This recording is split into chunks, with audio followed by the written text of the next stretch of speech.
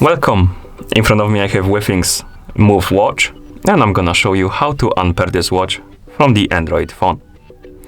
First, we need to open the Withings Health Mate application on the phone that is paired with our watch.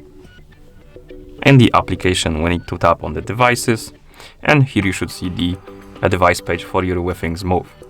Now, tap on the settings icon, or rather option. Here, tap on this big red dissociate this product button, then tap on OK, and as you can see, the devices page is now empty. Now you can also open the Bluetooth settings on your phone. Here let's tap on see all to open the list of connected devices to our phone. Check if you have the Withings Move on the list of devices.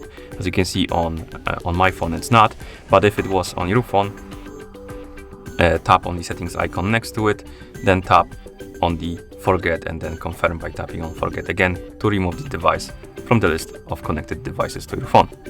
Okay, and at this point the watch is unpaired from your Android phone. Thank you for watching. If you found this video helpful, please consider subscribing to our channel and leaving a like on the video.